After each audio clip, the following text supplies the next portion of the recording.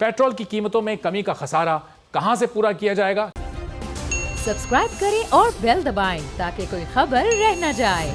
Opposition ने हुकूमत को घर भेजने के लिए एक बार फिर से अपनी तहरीकों का आगाज कर दिया तो वजीर आजम इमरान खान उनका मुकाबले करने के लिए अब खुद मैदान में आ गए हैं। इत्तेहादी वजीर आजम की टीम से कहीं निकल न जाएं, इसके लिए वजीर आजम खुद उनके घरों पर जाकर उनसे मुलाकातें करने लगे हैं। महंगाई से परेशान अवाम की तकलीफ में कमी आए, इसके लिए गुज़िश्ता रोज़ वजीर आजम इमरान खान ने अवाम को एक नहीं, दो नहीं, बल्कि पूरे 10 रुपए का रिलीफ दिया पेट्रोल की कीमत में। इसके साथ उन्होंने मुताबिद खुशखबरियां कल के जो उनका खिताब था उसमें सुनाई। पेट्रोल की कीमत में 10 रुपए कमी के साथ साथ बिजली के फी यूनिट पर भी 5 रुपए कमी का ऐलान किया और साथ ही ये खुशखबरी भी सुनाई कि ये कीमतें आइंदा बजट तक बरकरार रहेंगी, इसमें कोई ज्यादती नहीं की जाएगी। हुकूमती वज़रा और नुमाइंदे इस ऐलान को आवाम के लिए बहुत बड़ा रिलीफ करार दे रहे हैं, लेकिन ऑपोजिशन हुकूमती ऐलान पर तनकीद कर रही है। साबिक वज़ीर आज़म शाहिद खाकान अब्बासी इस सिलसिले में क्या कह रहे हैं, जरा उन्हीं की ज़बानी सुनिए। अवामी मार्च निकालने वाली पीपल्स पार्टी ये कह रही है कि हुकूमत घबरा चुकी है और अभी हमारे मार्च को सिर्फ एक दिन हुआ है और पेट्रोल और बिजली की कीमतें कम होना शुरू हो गई हैं। वज़ीर आज़म की जानिब से यह ऐलान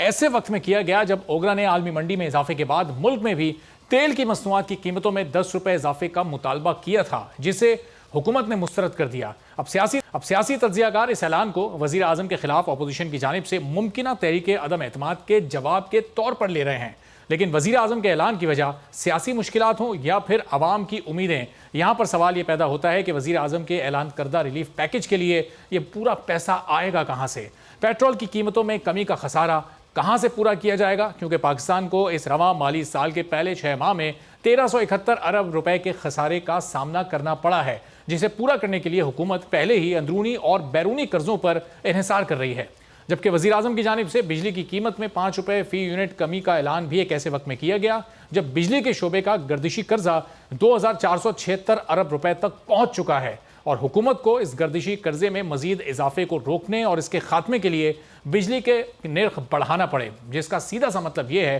कि हुकूमत को पेट्रोल और डीजल की कीमतें कम रखने के लिए अपनी जेब से पैसे खर्च करने पड़ेंगे, यानी उसे सब्सिडी की सूरत में रकम अदा करनी पड़ेगी, जो फिर बाद में माली खसारे में इजाफा करती है और हुकूमत को इसे पूरा करने के लिए मजीद बैरूनी और अंदरूनी कर्जा लेना पड़ता है। और फिर जब कर्जा लिया जाता है तो उस कर्जे का बोझ बहरहाल एक आम आदमी पर ही डाला जाता है, चूंकि ये कर्जम या हुकूमत तो अपनी जेब से अदा करेगी नहीं, बल्कि आवाम को अपनी जेब से अदा करना पड़ेगा। सब्सक्राइब करें और बेल दबाएं ताकि कोई खबर रह न जाए।